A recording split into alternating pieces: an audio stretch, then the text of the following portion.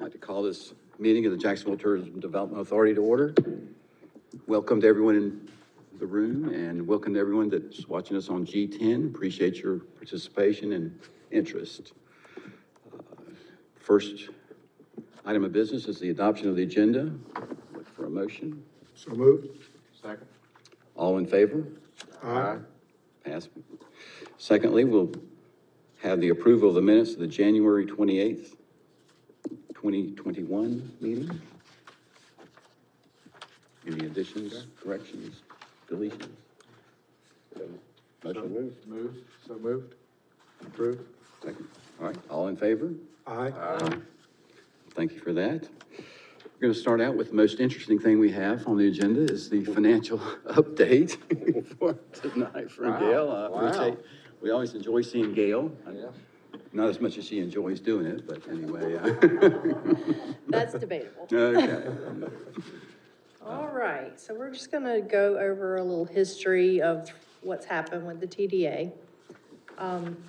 We've been collecting the tax for 10 full years. We're in the 11th year now. Kind of hard to believe that.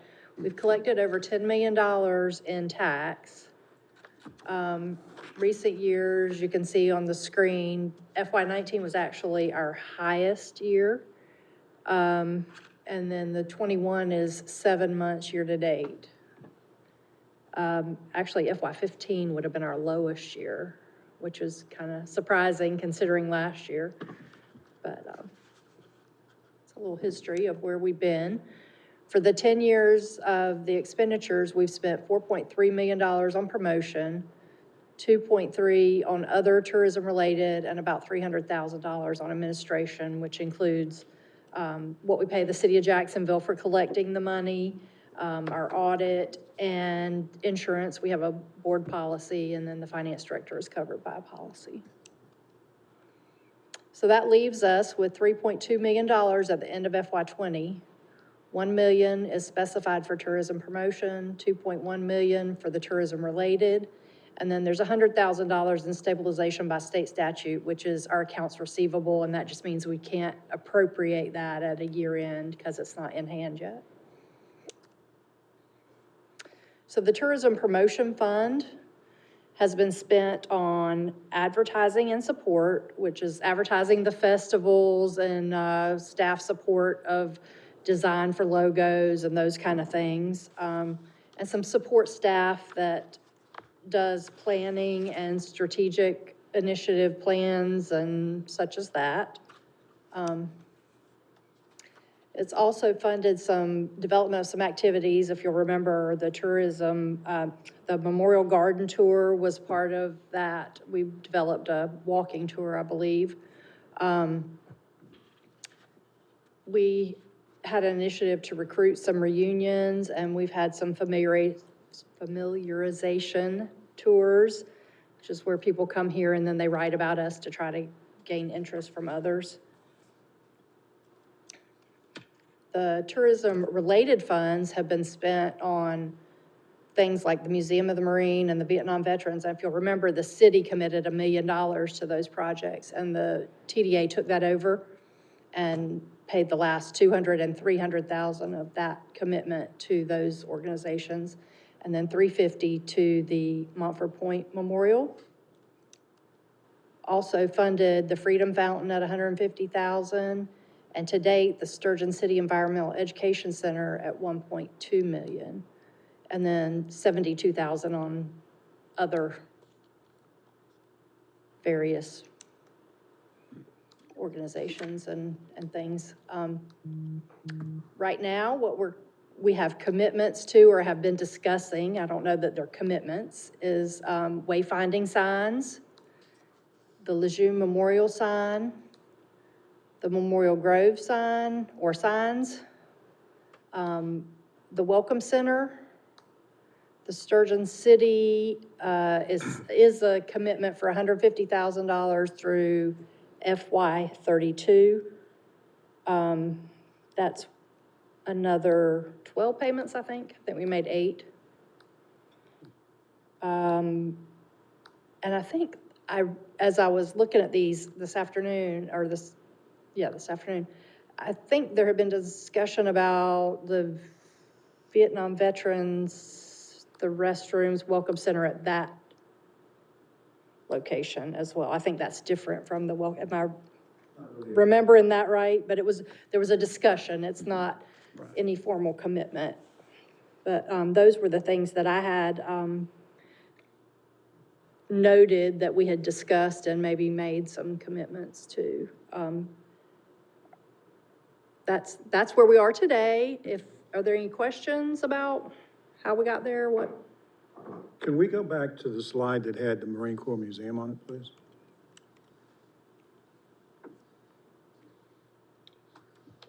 So this board committed 200,000 for the Marine Corps Museum? Yes, we've paid out 200,000. We've paid out to? Yes. And we're finished with them, is that correct? Unless they came back with? Correct. A new? And I think that money paid for the Eagle Globe and Anchor, that's my recollection. Okay.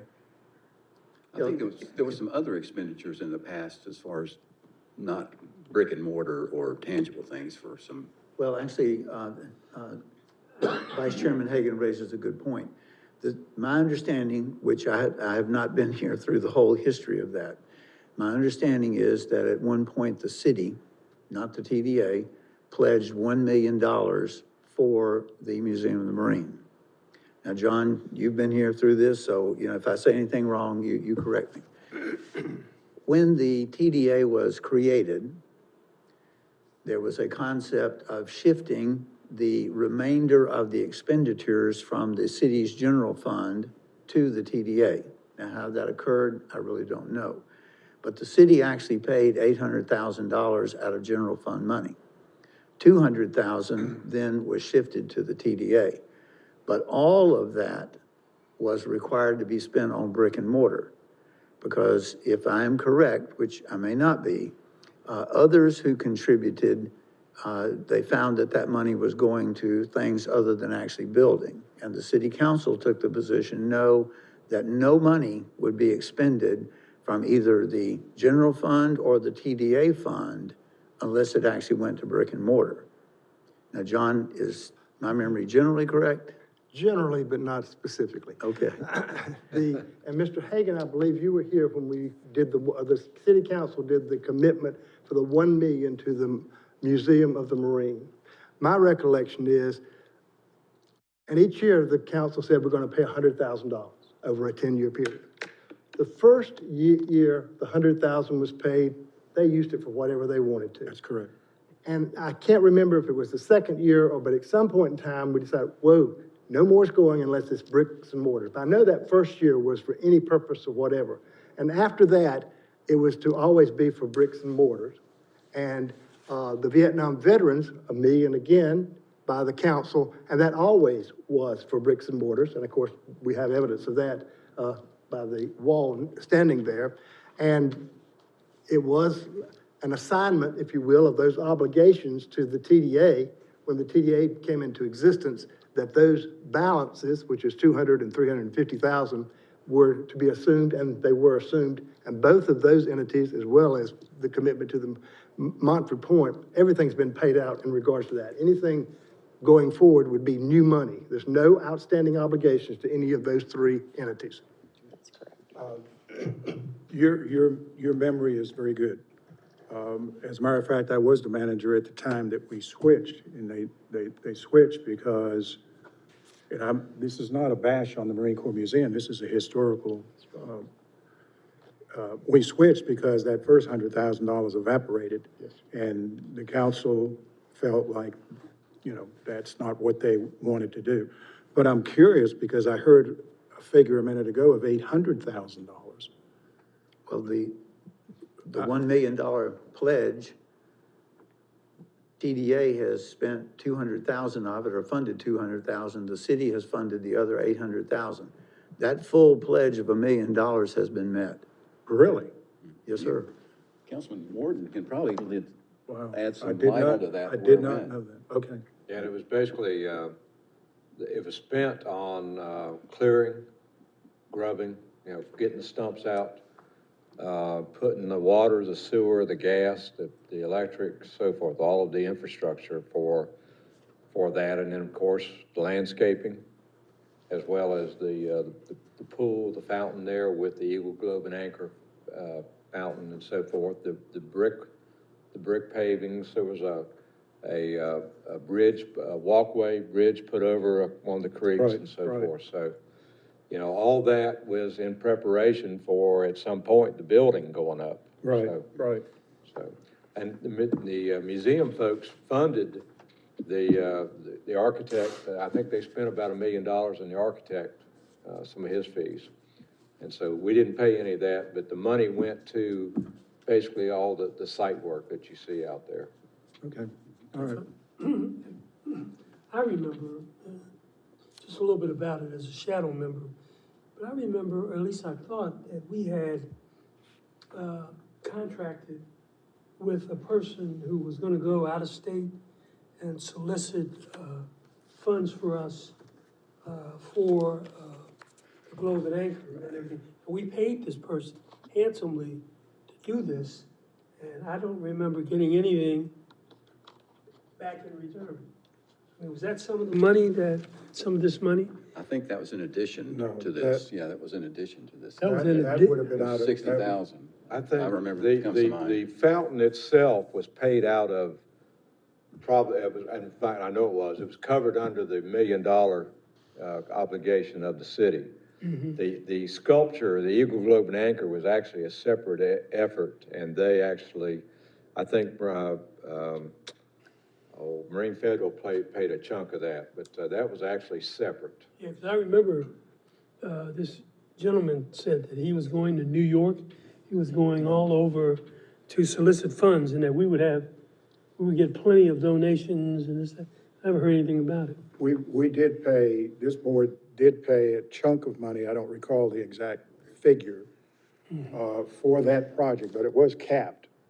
Right, I don't remember the figure, so I'm not gonna quote anything. right. But they produced whatever they produced, and then we quit funding it.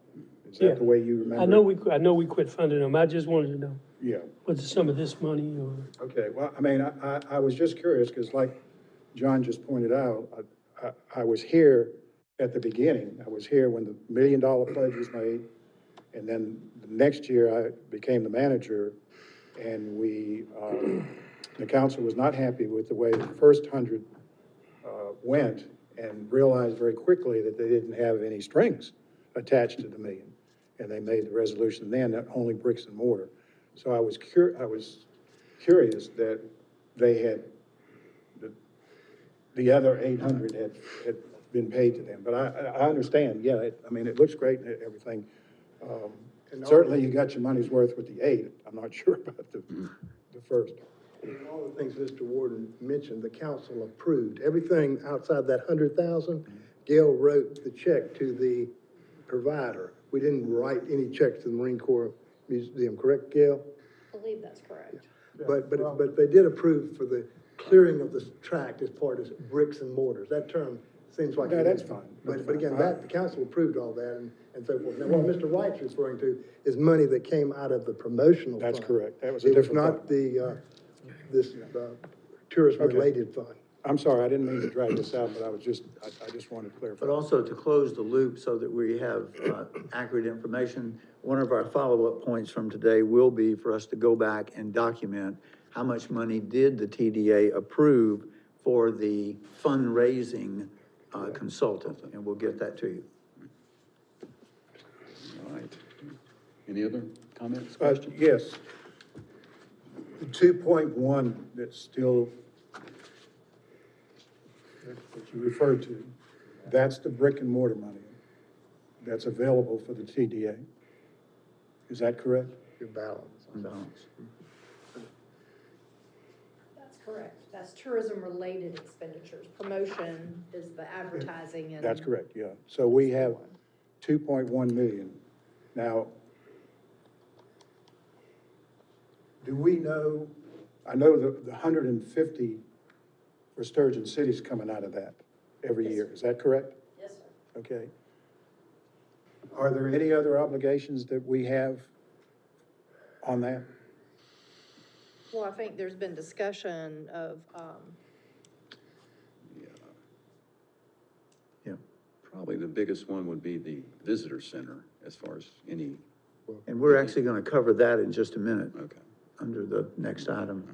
But, you know, here are the commitments, wayfinding signs, and remember, you know, these are commitments, but part of your next item, when we talk about the ad hoc committees, is if you're going to do that as a group or as ad hoc committee, the concept is to go back and visit these and determine, are these things that you're still interested in doing? But you have a commitment on wayfinding signs, the Memorial Garden, and at Lejeune, the Grove sign, the Welcome Center. The only thing up there that you cannot change, in my opinion, is the last one, and that was Sturgeon City. All the rest of them are up for you to determine, is that how you want to move forward? But I thought we had already committed some money for both the wayfaring signs and also the Memorial Grove signs. I thought we had already, You did. The problem was that the bids came in so high that we did not award them. Because the bids were just, and Jenna, do you want to fill in some of the? Yes, sir. So you are correct, Mr. Hagan, that we are proceeding forward with the wayfinding signage. We have made that commitment. I believe it was, back towards the beginning of this fiscal year. So that money has been allocated. But to, Dr. Woodruff's point, the other three projects, the, Lejeune Memorial Garden sign, the Memorial Grove sign, and the Welcome Center, those are three initiatives that we've discussed. We have design plans for the Memorial Grove signs. We did bid that out, and we didn't get, the bids that we received were really high, and it was beginning towards the start of COVID. We weren't quite sure of how much of the revenue, and so you had asked us to just pause on that project. And likewise with the Lejeune Memorial Garden sign, we paused on that as well. And so we, to Dr. Woodruff's point, I think when we discuss the next item, we'll get some feedback on how you would like to proceed forward. okay, thank you. The wayfinding signs, some of the gateway signs, which you were asked to fund, some of those have come in so high in price that we have stopped those projects too.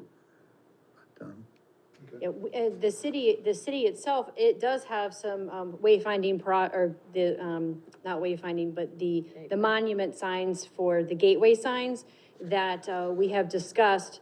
There'll be one at, Country Club in Piney Green and one at Empire and 17.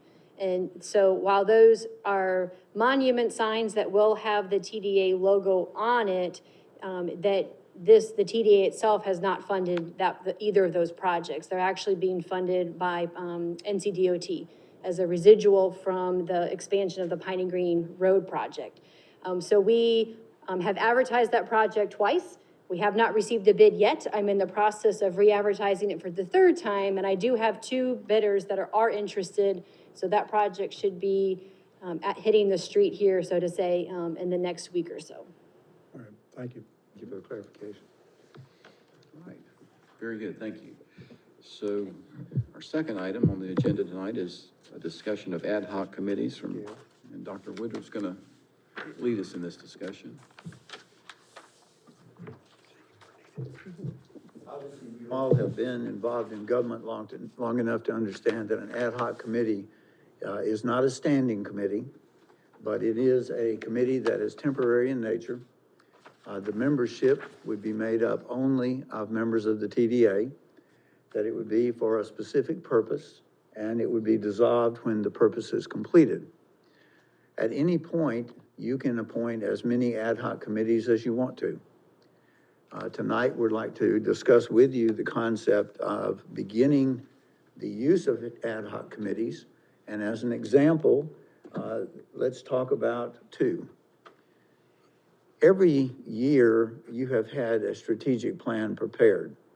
If you'll remember at the last meeting, we discussed involving the hotel industry much more in depth in creating your strategic plan. So it's possible that if you support this, that you could appoint an ad hoc committee to work with the hoteliers and with the staff and with consultants to review your current strategic plan. and we'll come back to that in a minute.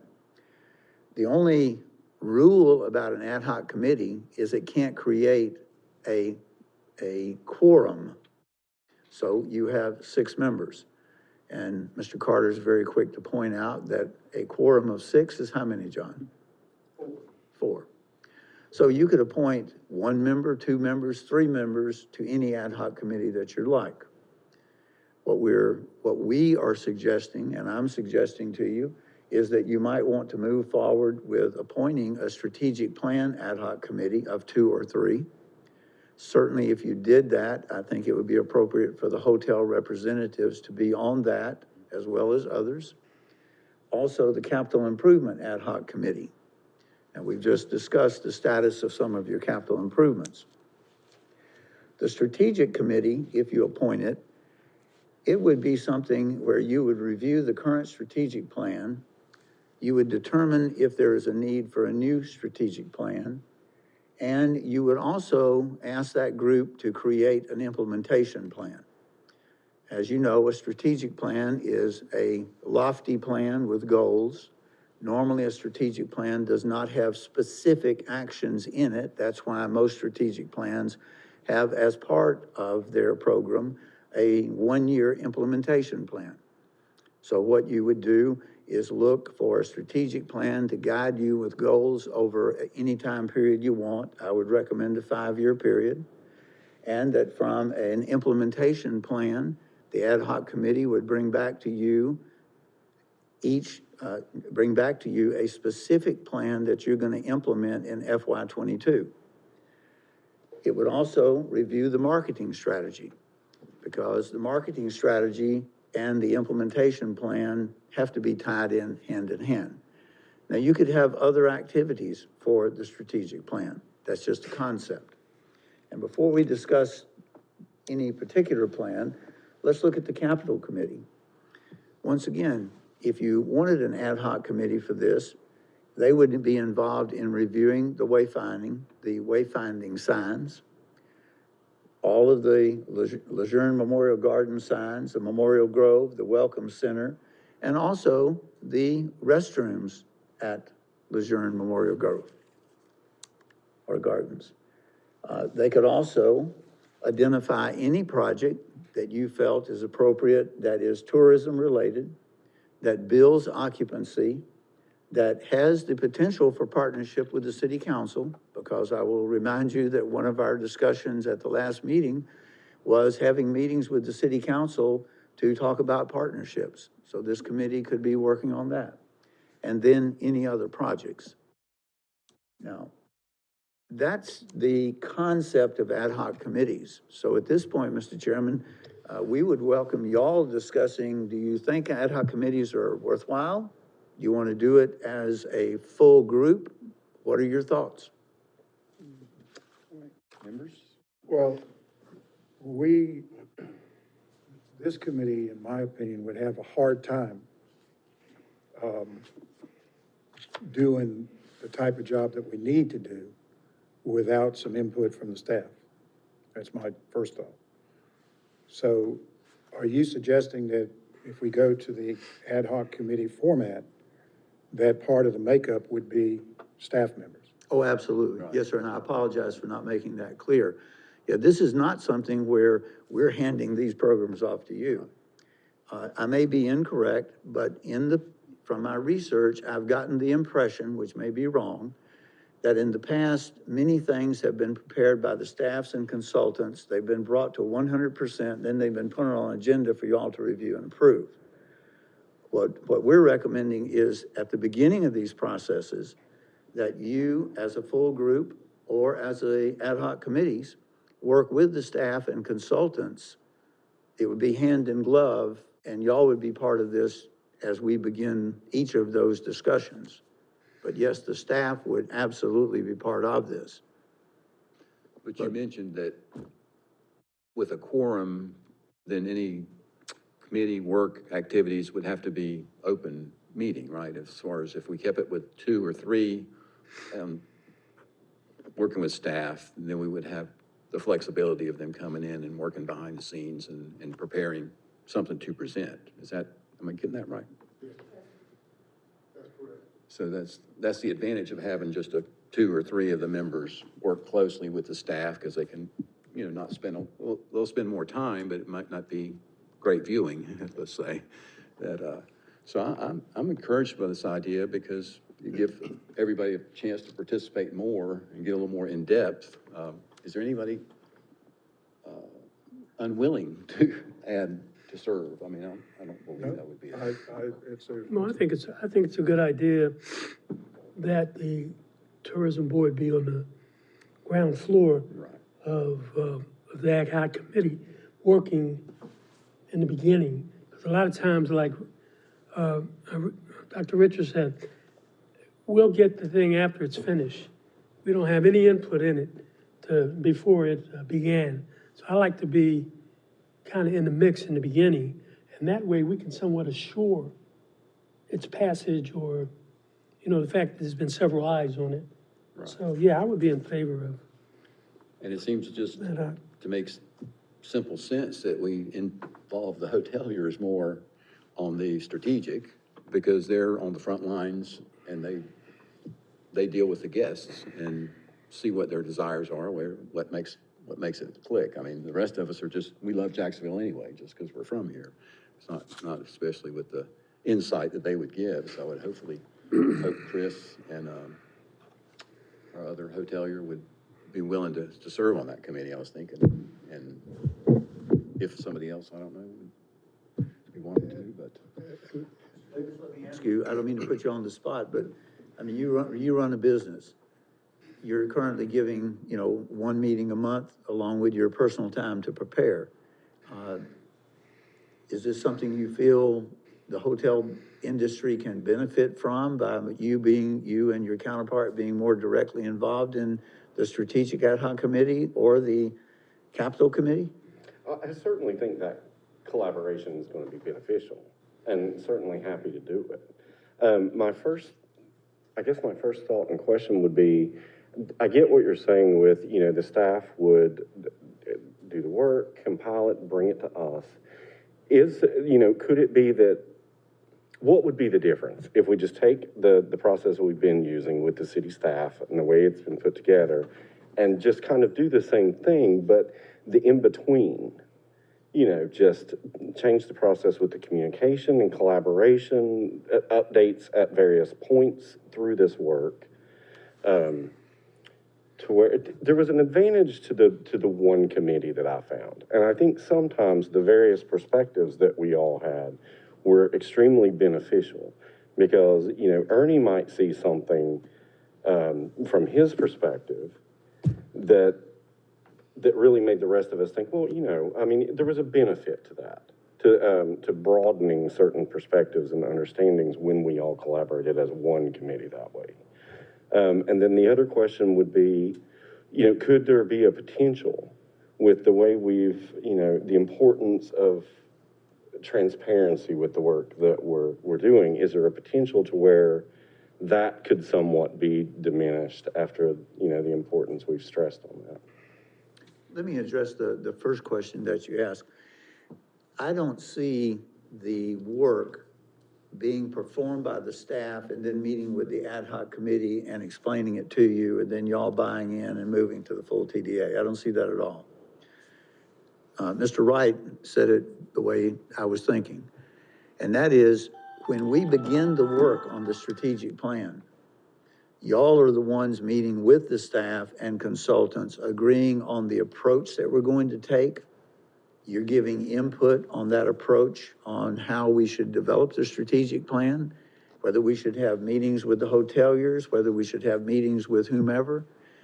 You would not be receiving, here's the city staff's recommendations as and we want your ad hoc committee to bless it. That's not doing anything other than what we've done in the past, and that's not a critical statement. What we're trying to do is get the TDA involved at the very beginning. Mr. Hagan made a very telling statement at the last meeting. I think he will remember. I'm not going to quote him exactly, but he said something to the point that too many times capital projects have been decided and the TDA was expected to fund it. Now, you didn't say it quite that bluntly. Pretty close. But I think that was He pretty did. close. He did. Pretty close. And that's what rang a bell with me, because as you know, I've really not been involved in the TDA. I'm trying to do this in the same way that we do things with the city council. Now, we don't have ad hoc committees with the city council. But the concepts would be that if, let's say that you're on the strategic ad hoc committee, you would be involved from the very first day. My understanding, and again, this isn't criticism, my understanding is that the current strategic plan was prepared by staff and consultants with no input at all from the TDA. And then it was packaged and brought to you, and you had a lively discussion and you made changes.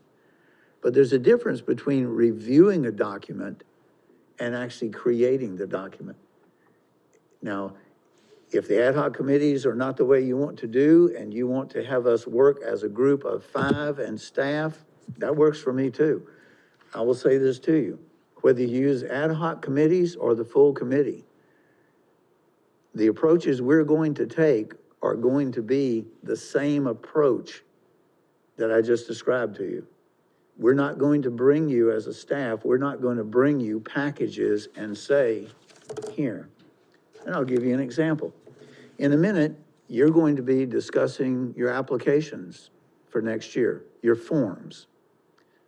What we could have done is mail the forms out, get the people to fill them out, bring them into you and say, here it is. To me, it's better to say, this is a draft. You're the ones who have to look at the information. You're the ones who have to make the decisions.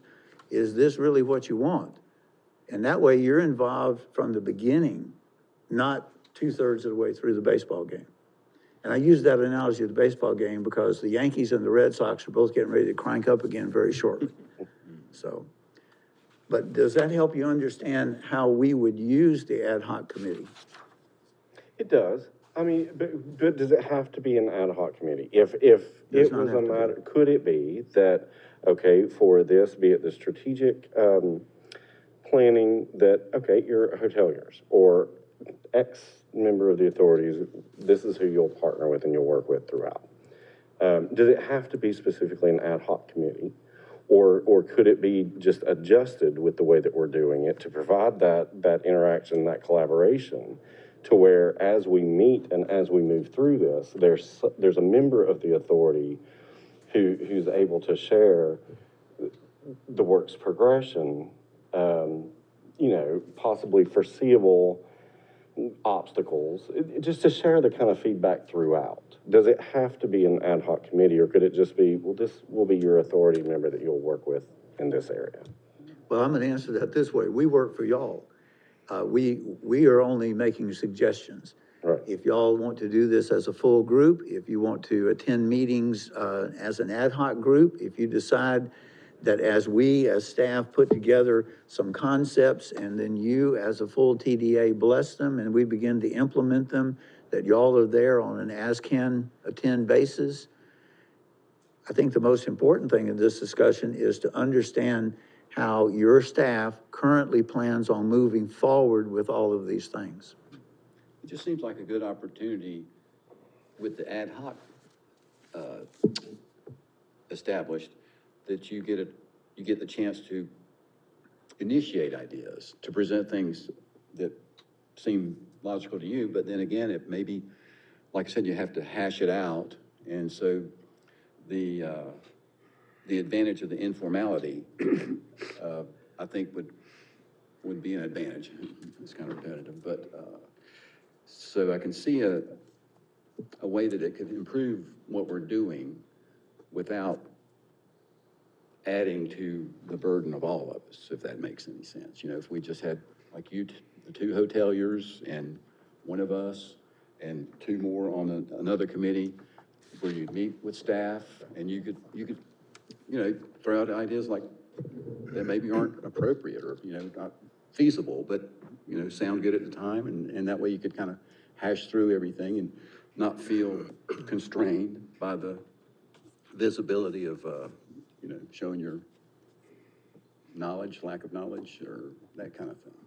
I absolutely agree with that. I'm all about, you know, that additional involvement throughout. I mean, there's obviously a benefit to that. I was just curious if it needed to be done that way Does it need to specifically, or be if it done? could just be, Like, well, we have liaison at the council, Right. we have that type thing, so we have a council liaison to like the planning board, water, sewer, those kind of things, so it would be a similar, what you're describing sounds to me similar to that. because between these sessions, I'm happy to be involved with this in any way that I can, in any way that benefits, you know, occupancy tax, tourism, anything that benefits this community, I'm happy to do in any way. Be it just, you know, this is your authority member that you'll partner with on these projects, or I guess ad hoc committee, I didn't know if that was necessarily the way that it. Well, it's temporary anyway, so that's one advantage to it. If it works, great. If it doesn't, then no commitment. No mandate, just an idea. I think it's important to note, the ad hoc committee has no authority, period, end of story. All they do is, in a setting outside of a formal TV setting that we're in here this afternoon, that they are able to brainstorm ideas and concepts, and then with staff, then they come back and they have to sell the whole group on this, or the whole group say, hey, y'all just need to go back to the drawing board. This is not what we wanted. Y'all are on the, or whatever. But again, all they are is a mixing bowl to bring back ideas, but they have no authority to do capital projects or to implement any kind of strategic plan. That authority will remain with the entire body, the six of you. One other thing, remember, 3 or less can make up the ad hoc committee. Without being- You can have 8, you can have plenty of people on, plenty of ideas on, but because of open meetings law, it's gotta be 3 or less. So it's not like, I heard the word transparency and everything, but a whole bunch of people can be involved, not just us, Right. so to speak, so we can get a lot of ideas from everybody. But my whole point was, I think Dr. Woodruff hit the nail on the head. I want to start in the beginning, on the ground floor, because I saw too many times things being given to us and us acting like rubber stamps, to tell you the truth. And I really think we need to be involved, a lot more involved. Yeah, I agree. And, you know, the reason I mentioned transparency is because we've specifically brought it up, and the pride that we took in the way that we were conducting it. So I did want to, that came to mind. So. Well, I think the ad hoc committees would allow what Ernie's referring to, and I've been frustrated many times myself. And this would allow us, I think, to have some ground floor input.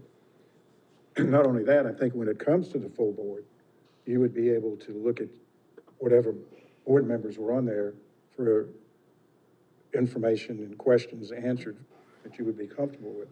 I think it's a good concept. One of my questions would be, I don't want to use, let's just say we have a project. Who would be selecting the staff members that would work on that ad hoc committee? For instance, let's say Deanna needs to be involved. Would that be us making a request, or would it be you, or would it depend? Obviously, it's going to depend on the project, but I can see where the staff would, different staff members that you have would have expertise in different areas that, for each project. So how's that going to work? Do you have any idea? Well, it would work. The answer to your question is kind of an odd answer, in that it would work well. And why is that? Y'all know the operations of city government. And I'm not going to ever say, no, Deanna can't come. Let's say we're in a meeting and Mr. Hagan, that you say, I think for this discussion, we need to have somebody from the building department here, somebody from the engineering department, and somebody from transportation. Works for me. We'll have them here. It's not something where you, as the TDA, would decide who's going to work on it. But I can tell you, the way I believe in working with the city council and with y'all or anyone else is this. The right people have to be in the room for the discussion. Council will tell you, most of the time, I don't make the presentations to city council. I want the city council and I want you to hear from the people who have the most accurate information. So again, Mr. Hagan makes a good point. Whatever staff members need to be brought in, if it's one, if it's 4 or 5, sometimes you're gonna say, well, we need Mr. Carter in here because it's a legal question. John may decide he wants to stay for all of the other discussion about design and everything else. Why? Because he's a long-term member of the community and he gives us advice much farther beyond than just legal advice. And I mean that with complimentary. So the answer to your question is, any of the staff that you feel is appropriate to be in those meetings, we're gonna have them in those meetings. Okay. So were we thinking about establishing those tonight or this afternoon, or? Well, what do you- if you're going to establish them, then you would need to formally make a motion that you are going to establish them. And then the next step would be to decide who is going to be on them. Mr. Carter, is that how this should be handled? Yes, sir.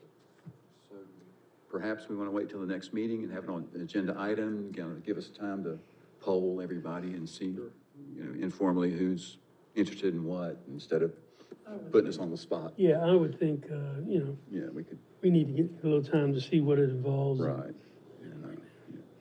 The other thing I would say to you is, these are just the 2 that I thought of. If there are other ad hoc committees you feel like you would like to set up at this time, let us know and, talk to them, talk about it tonight, or we can add that to our next agenda meeting. I don't know that there would be any need for additional ones, because you've got 2 pots of money, and each one of them are separate from the other and require separate, so I mean, I don't know why you want more than 2, but that's just my thoughts. We can think about it and see, if Yeah. maybe there's something we haven't thought Well, of did you- tonight, or kind of thing. Just have it on the next agenda. Yeah, I was gonna say, is there other pot of money that's more specifically related? We need an ad hoc? Well, they want direction though, so is that our direction? I would say for. Put it on the next To agenda have it on for the you next to agenda decide. to establish these 2, and That's then fine with discuss me. any possible, if we come up with any ideas, or think Yeah, of that's anything fine that we with can me. discuss next time too. Like I said, give us a chance to think it over and see what would, Well, the best fit. While for we're on everybody. this discussion, I don't know how to say this without maybe hurting somebody's feelings, but I think it needs to be said. If we're gonna use ad hoc committees, let's take what we've already looked at today, for instance. We've had 2 projects that's come in front of this board that we have tentatively approved and believe that it's beneficial for us to be involved with. But neither one of them worked out because of the bid process, and I understand that. Will there be a way through the ad hoc committees? Let me rephrase it. Can we finalize the results of our meetings after we get bids? Is that in the thought process of how the ad hoc committees would work? Because it appears to me that we've wasted a lot of time, your time more than ours. And it's embarrassing to buy into a project and then have the project not meet the scale of what either we're willing to spend or we thought we were gonna spend. So I think to me, if the ad hoc committees are gonna work well, the component of getting the price tag has to be part of the solution, not the solution, but part of the discussion. Am I making sense there? It just seems it would be difficult to get, you would have to, what you call an estimate, right? Or sometimes we'll go to comprehensive, what do you do, Bob, for just a estimated cost? I mean, because you couldn't have somebody to bid for something that's not really a No, bid. I understand that, but, Yeah, it's opinion of cost. Opinion of cost, okay, yeah, that could That's be usually something. what an architect does, if you hire an architect or an engineer. You know, is the problem that, we've had champagne taste and Beer budget. and a beer budget, is that our problem? We design something grandiose and then it comes in and we can't afford it. I think that has been. There's where an ad hoc committee on the front end would hopefully be a little, maybe be a little more realistic in what we're trying to do and then make it more in line with the available funds. Sorry, Well, didn't mean to and I interrupt. think you did hit the, I heard, you hit the nail on the head. I heard a comment the other night, one of the television programs I enjoy watching is Maine Cabin Builders. Now, y'all probably have a more exciting life than I do, but the contractors there often say this client has champagne taste and saltine cracker money, not even beer money. Okay. Let's look up there at the Memorial Grove signs. Those signs were designed probably without very much input from you. It was then given to you in beautiful pictures. And if you pardon the expression, the staff, we sold you on the concept. And you authorized it to go out for bids. And when the bids came in, if I'm not mistaken, it was like, what, $200,000? Far exceeded the available budget. Far exceeded.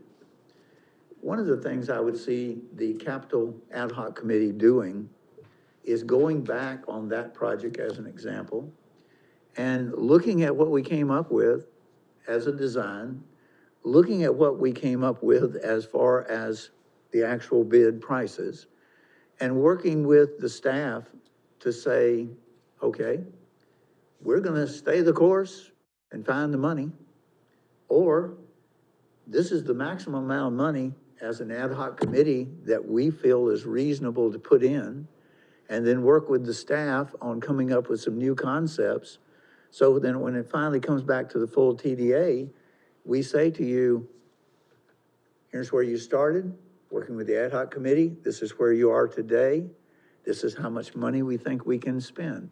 Because at the end of the day, it really comes down to what? What is the project worth in helping us do what?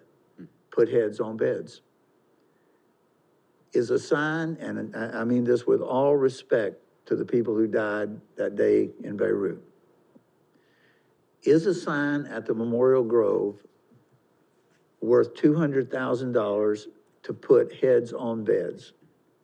Because as I read the state law, everything, your enabling law, everything that you do is supposed to be designed with what end result? Heads on beds. Heads on beds. So, Mr. Hagan makes, I think, a good point. Mr. Warden makes a good point. These are the type things that we're gonna, if you establish that ad hoc committee, that we're gonna go back and thoroughly review with you, with the ad hoc committee, and come up with options. And then the other part, though, is this. The staff's job is not to sell you on something. I'm not giving you a sales pitch today. I'm giving you options. That's my responsibility. That's gonna be the staff's responsibility with the ad hoc committees. At the end of the day, if you create the ad hoc committees, then when it comes time to report them out, let's say Mr. Hagan is on the Capitol, he's gonna be the one giving the report that explains what they did as an ad hoc group and what their recommendations are. It won't be the staff selling you or saying, here's your packet. Everybody has a different approach. We can do it any way you want to do it. Well, and let's take the Lejeune Memorial Garden sign as a talking point. Where does the council fit in this? Because to me, this looks like a project that the council would want to support and want to have some knowledge of how it's going to turn out. So where do they fit in this scenario? Well, I'm gonna answer your question by asking a question. In the past, where have they fit in? They fit in because they're the ones who can award the contract. Deanna? Correct. I mean, typically, No, excuse me. That's not where I'm going with this. Well, I know that's not where you're going. Where I was headed, though, the answer was this: where has the council fit in the past? Awarding the contract. You remember, one of the things that is a recommendation is that we start having meetings between the city council and the TDA. Maybe what the ad hoc committee and the TDA may want to say is, folks, we're willing to put in X amount of money. What's the city willing to put in? It's easy for the city to award city council to award a contract if someone else is paying the bill. And sometimes that's appropriate. So was that your thought pattern, sir? Well, it's nice to hear that the council might be willing to put money in, but it's really from a political standpoint, to be honest with you. Okay. Because, I just, we're spending a lot of time on this, but I know that the council is gonna wanna be involved with some part of a major project. And to me, that's kind of a major project. Yes, sir. You bring up a real good point. At some point, at some point in time, we may have to make some really tough decisions, We have to sit down with the council. Talk to 'em. on our funding. And it appears to me that maybe the first thing that this committee would have to do would be to prioritize what's on the table and go from there, but that's just my thoughts. I'm good. Let's move on. Yeah. All right. Well, thanks for that. We'll look at that on the next agenda for the ad hoc committees, and hopefully do some polling between now and then to see who's most interested. All right, our third item for business is the draft of the funding applications for the coming year. And Dr. Woodruff, again. It is budget time. The budget has to be adopted by June the 30th. Gail is gonna tell you that your budget is very easy to adopt. And that is, it's gonna have a revenue line, it's gonna have an expenditure line. Okay. In the past, we had what's called a spending plan. You can keep that title or not. But we do notice that in the past, there have been, funds that have come from the promotions account, and there've been funds that have come from that have also come from the, tourism-related account. For many years, you have funded the Sports Commission, and you have also funded the Sturgeon City operation, both very worthwhile. But I was rather surprised to learn that in the past, they've not been asked to fill out applications that have the detail in them that you may want. I have a term that you'll probably laugh at, it's called Jello. That's what this is. Jello is simply a form that if you like it, we can turn it into concrete. If you don't like it, we can melt it and create new Jello. But eventually it has to become concrete. So what is before you are two applications, draft. One application would be for the nonprofit organizations who want you to fund them. And primarily, those have been Sturgeon City and the Sports Commission. The other is for any promotions. Now, there is also, in the past, there has been a lot of attachments that go to this that explain you can't spend the money this way, that way, and the other way. So what I'm asking you is, number one, do you want to actually have formal applications? And then number two, if you do, what are your thoughts about these drafts? And what additional information would you like to see that's not in these drafts? Or what's on this paper you'd like to see stricken? So we open it up for y'all to give us guidance, please. All right, so everyone had a chance, hopefully, to review these at some point. It's obviously a beginning point.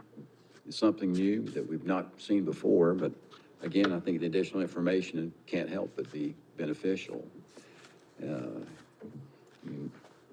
like I mentioned, it's a beginning point. Any comments or suggestions? I'm definitely in favor of the additional information that we can receive instead of, in the past, it was, Dr. Widgers, what's the timeline?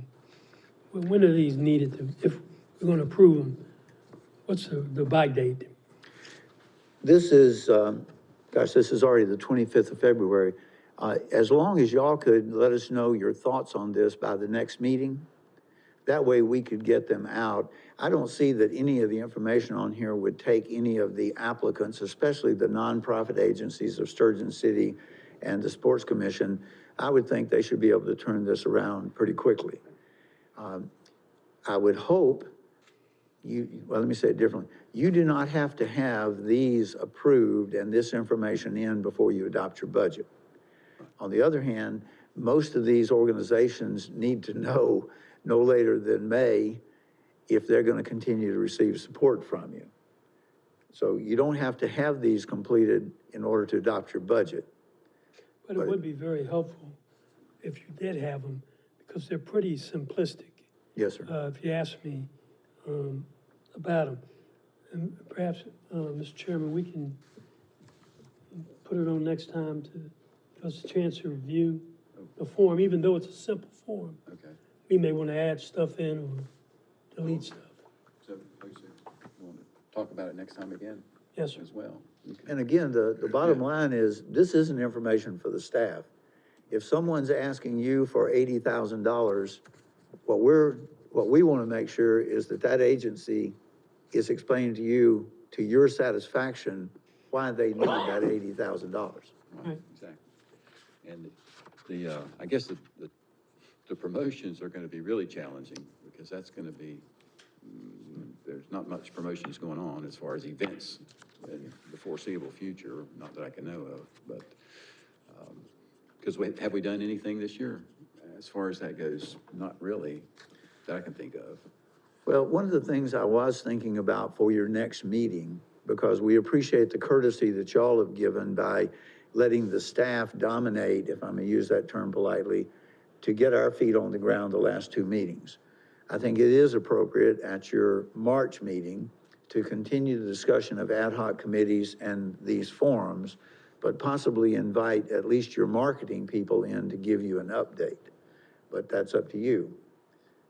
And that was going to be one of the other things. While the staff creates the draft, we would hope that at the end of every meeting, you would take a moment to say, for your next meeting, these are some additional things we'd like to have on there. I mean, we're supposed to be providing service to you, not the other way around. So I'm very comfortable. I don't think you're going to have any of the promotion applications in by you adopt your budget, because this is where there's a black tie event and so forth. On the other hand, the nonprofit organizations, these need to be in so you know where your spending plan is going to go, or your expenditure plan.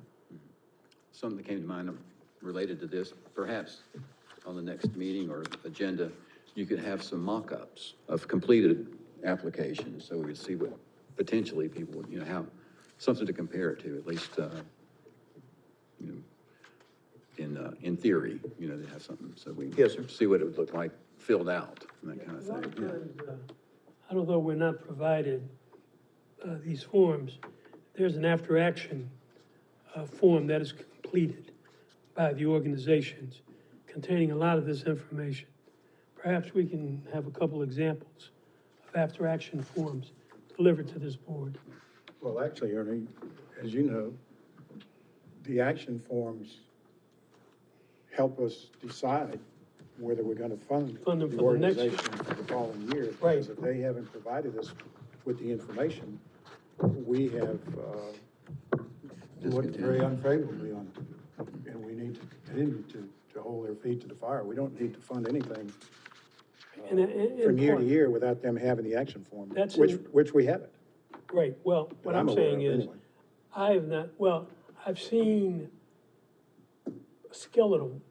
Yeah. I haven't seen enough information on the after action, but all I'm saying is that would work as an example. of what Mr. Chairman's talking